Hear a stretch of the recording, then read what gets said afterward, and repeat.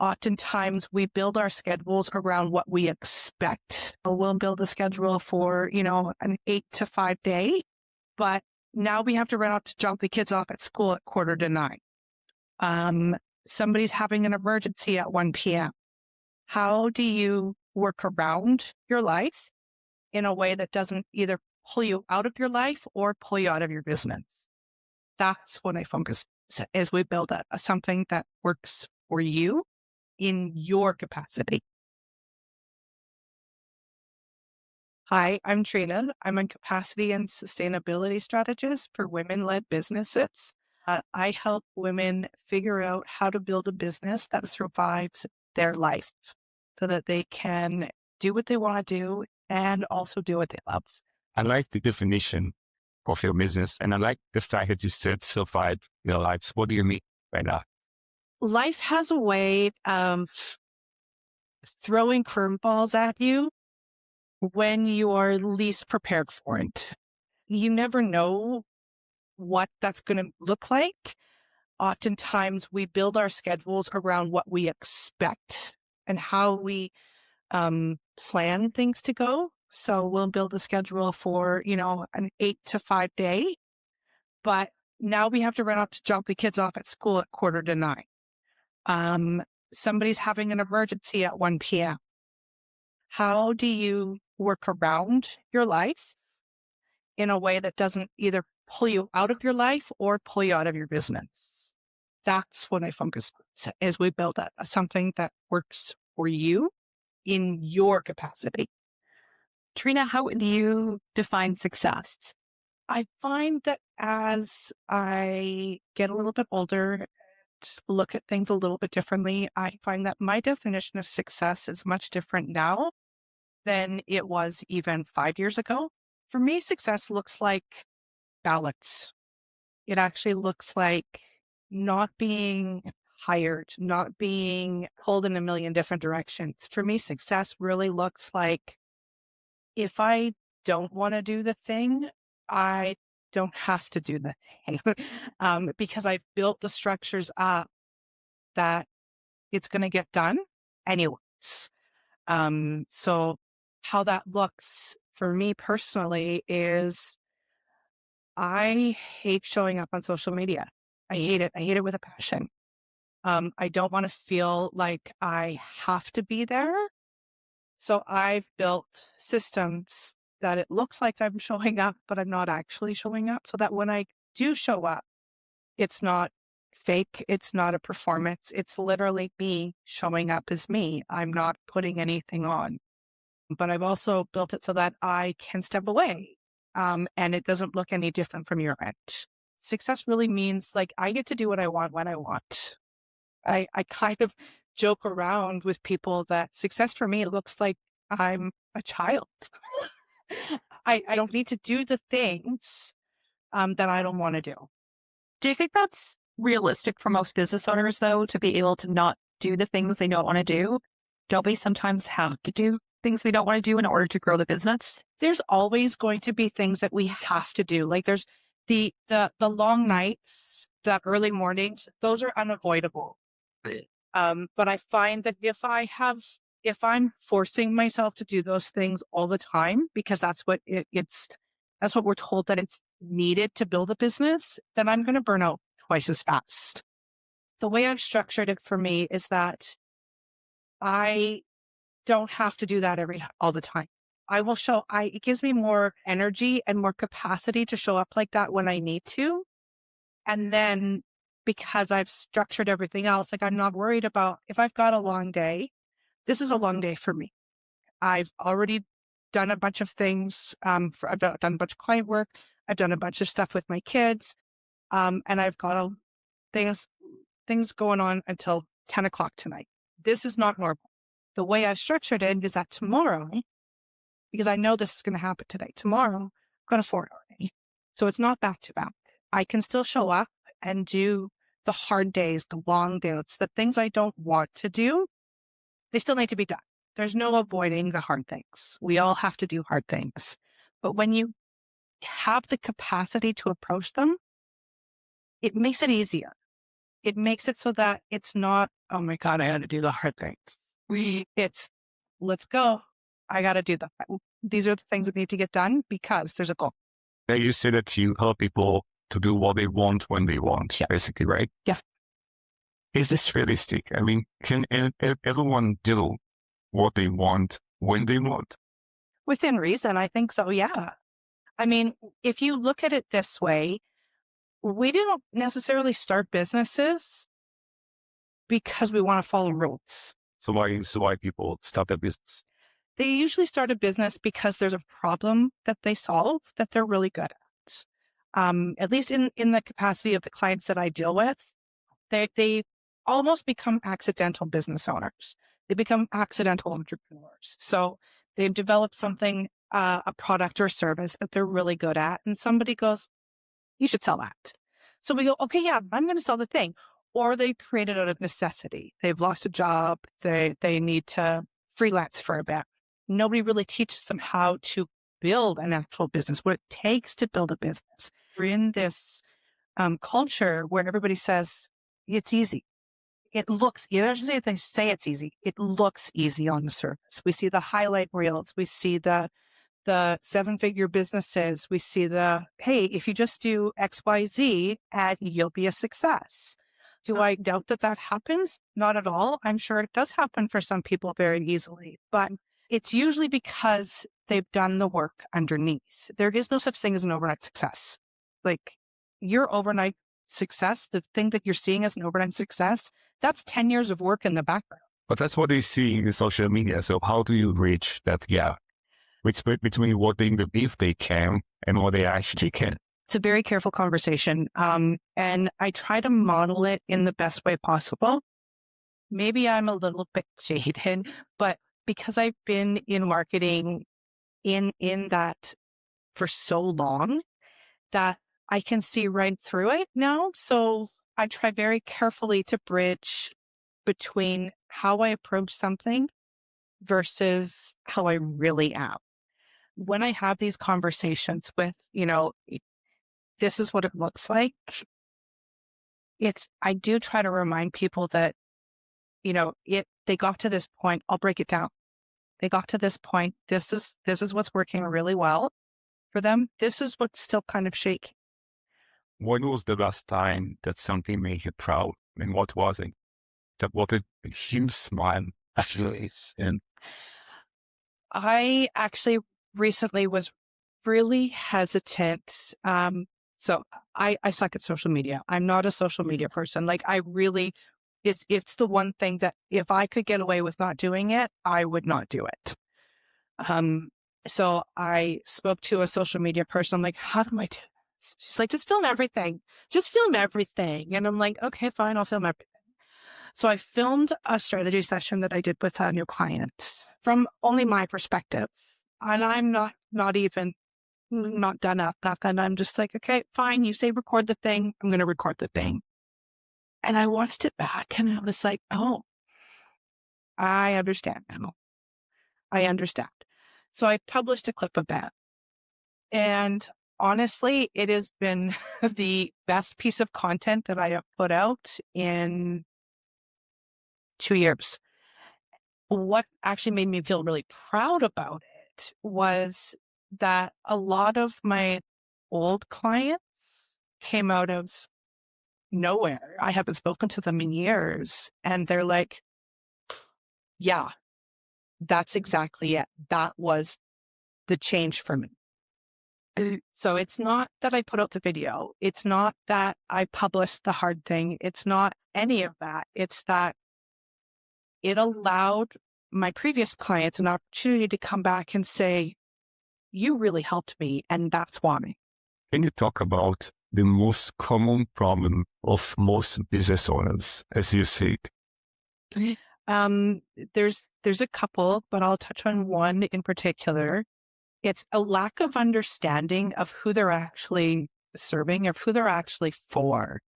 And they seem to have this belief, and it takes a lot to really undo it, is that if they focus on one person, one ideal client type, one persona, then they're giving up the potential of other people. But what ends up happening is the same phrase. And I always feel like I'm repeating the same thing. And for me, it feels like second knowledge, but it's not. And this is where I struggle myself, is that I don't always remember that this is not second nature to everybody.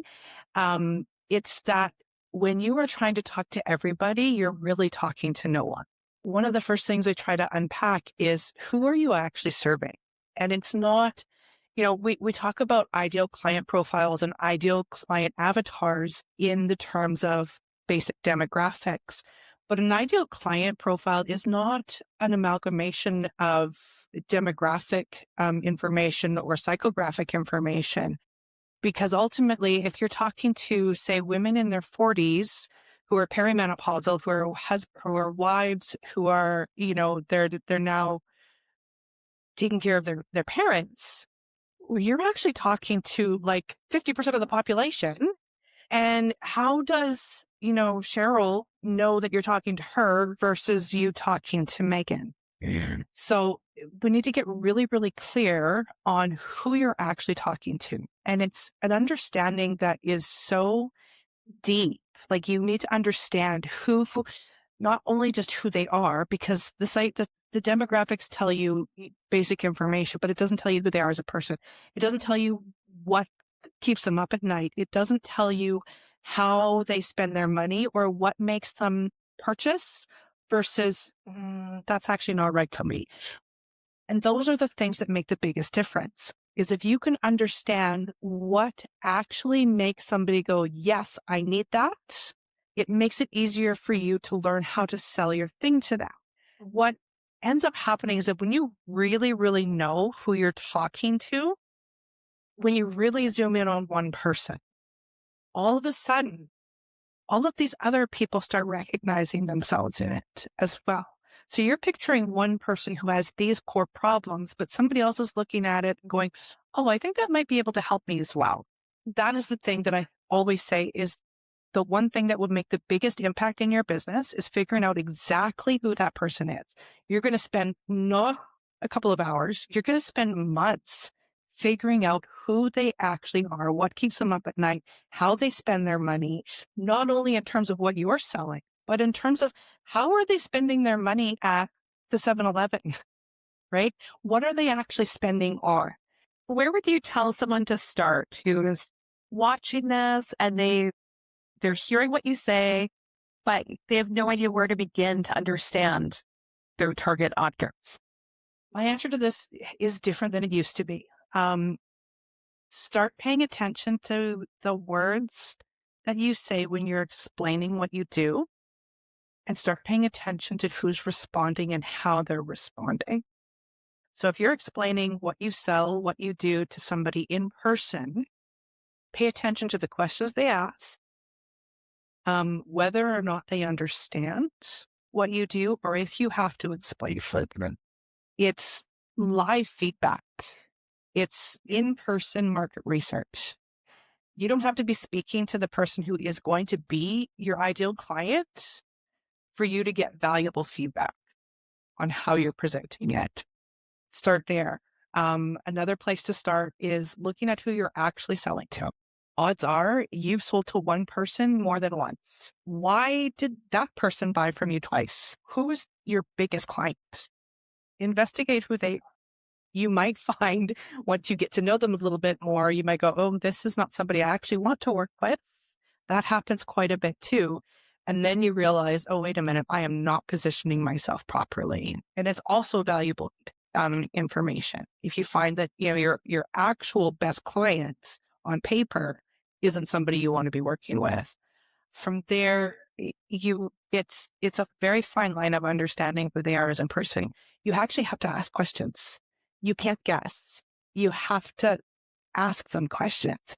People aren't always going to want to answer the questions that you ask, but do the research, get in deep, figure out who they are, and then reverse engineer it. How do you sell to them? Trina, this isn't your first business. You had a few go arounds in business. Now, what led you to doing this, what you're doing today? How did you get here? The path here was hard won, hard fought. My first failure wasn't really my fault. I did have a stroke and took me out. And when I rebuilt from that, it caught me to a couple of things. I realized that, okay, first of all, I hadn't built anything that could survive without me. I had to be there. I had to show up. So after my stroke, I just went right back to it. I was there for a month, and there's recordings of me with half my face frozen. And I knew I had to do something differently. So I started building the containers, the one to many, the group programs, the courses, the massive funnels with a bunch of different upsells and downsells and side sells and cross sells. And it took about 5 years for me to realize that all I'd done was built a different container for a different for the same burnout. Like it was I was so burnt out. It was not any more sustainable for me because now it just looked different. I didn't have to be the face anymore, but I still had to make all the things work. I still had to constantly push out new things because nobody wants to attend the same course 14 times. So you're constantly creating something new. I actually went and got a job. I walked away and I went, got a job and I went, this is not for me. I'm done. And a funny thing happened in my day job. I realized that the same thing that I was experiencing, the same thing that my clients were experiencing is actually happening in this big corporate office. Then what was that? It's the same mindset. It's the not understanding the structures underneath. It's the symptoms showing up as lack of cash flow and lack of sales, which really just stems from not understanding who you're selling to or not building a structure that supports it. How does this look? Why does this keep showing up? I start asking questions. Why does this keep showing up? What is it? Is it me? Like, is this me? Is this something that I just show up and businesses close around me or what's going on?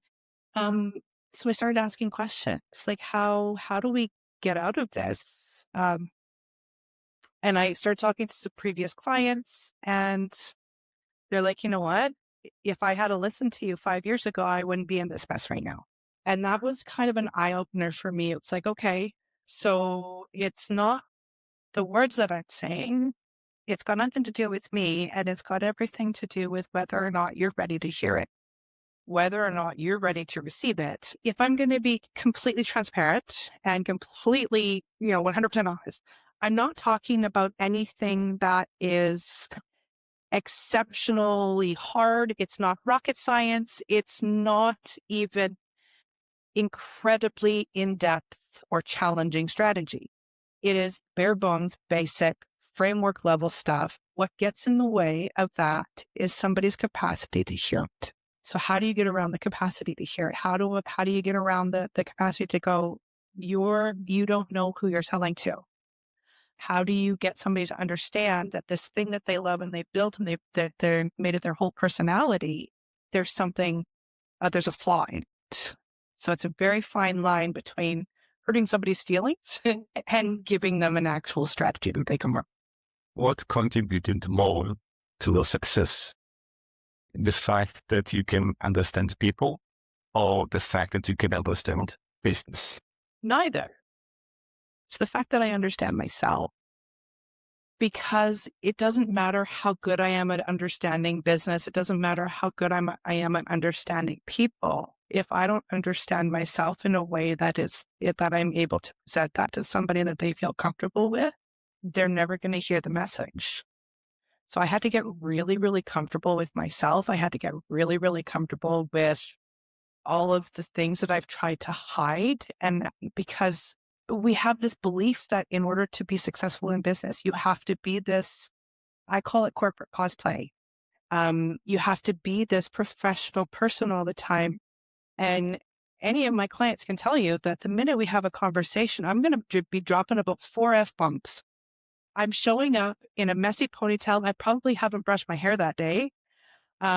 This isn't something I'm going to show up to our meeting in. And I had to get really comfortable with that aspect of myself because when I can show up as myself, means that I can hold space for somebody else and all of their emotions surrounding the work that we actually have to do. So if I can just be there as me, talking to you as you, and we're going to strip away all of the pretenses, we're going to get down to the core of it. I think that's what makes people gravitate to me, is that I can, say, hey, I've been there. And they know that I've been there because the emotion is there. The feelings are there. I'm not hiding the messy parts. Yeah. So it's a beautiful answer. And thank you for sharing that. Do you think that earlier in our conversation, you said that you told people to start a business just upon their lives? And I'm curious, what comes first?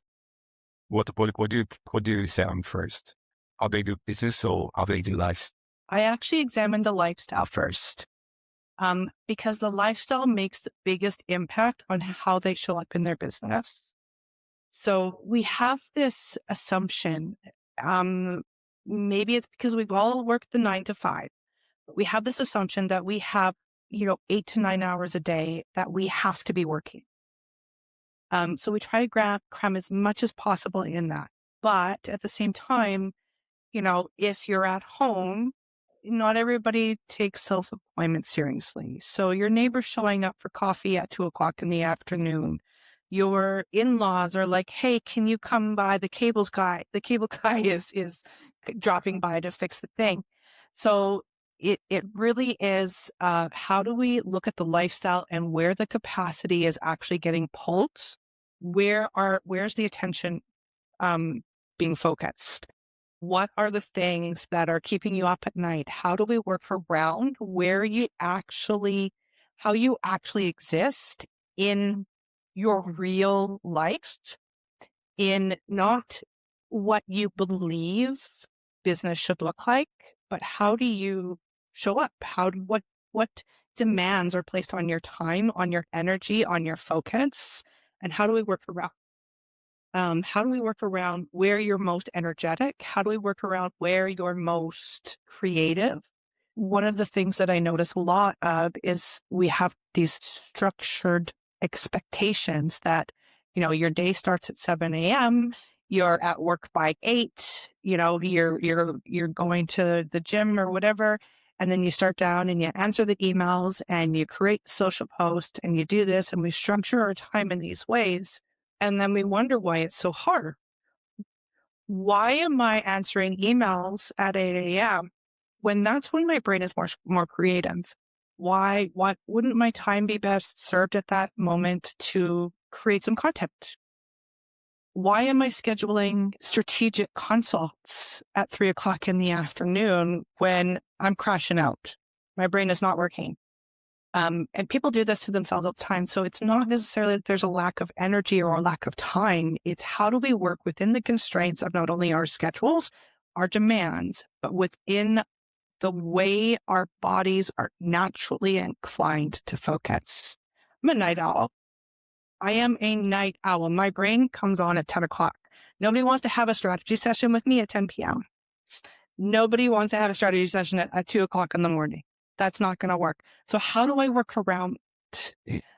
So maybe I'll do content at 3 a.m. whenever I'm staying up all night. And then in the morning, when I'm not a morning person, that's when I'm going to do the stuff that doesn't require a lot of my brain work. So how do we find out how that works for you? What does that look like for you? Once you can get into that flow where you're working with your body's own rhythm, we do still have schedules that we have to keep, like the world operates in 8 a.m. to 5 p.m. You can't avoid the fact that you have to drop your children off at school, or you have to have this appointment at 9 a.m. We just figure out how to work around it. So Trina, in this age of AI that we're now in, people can just ask ChatGPT for help with their business or go on Claude. Why should they hire you instead of going to AI for this? That is a great question. It is something that initially when AI was exploding, I'm like, oh my gosh, I have no job. But then I realized as people become more and more comfortable with it, what happens, and it's the same cycle, I keep seeing it over and over again because I've been doing this for such a long time, is that when these new tools come on the scene, there's this big, oh my goodness, this is going to change my life. This is going to change my business. And that is absolutely true. You can absolutely use the AI tools to brainstorm, to write the content, try not to judge. But unless you understand the core concepts of what makes marketing work, the only thing that ChatGPT or Claude or Perplexity is going to give you is a rehashing of the same strategies that are already prevalent. So now you're looking and sounding just like everybody else. And the only way that you actually get to stand out, so what feels like this is working, this feels like a really great strategy, but it's just a regurgitation of what everybody else is doing. So now you look and sound the same as everybody else. So where are you differentiating yourself? I have no problem if somebody wants to work with an AI tool. I think it's a great opportunity to create some accessible things that people might not always have the money to. Like, I get it. You might not have it in your budget to pay me. If I can help you figure out how to use the AI tools to get you to a point where you can pay me, I'm all for it. I'm all for it. But you have to understand the strategies to make sure that it's not just giving you the same as everybody else. If I ask you to choose one word to describe yourself, what would it be? Empathetic. Empathetic.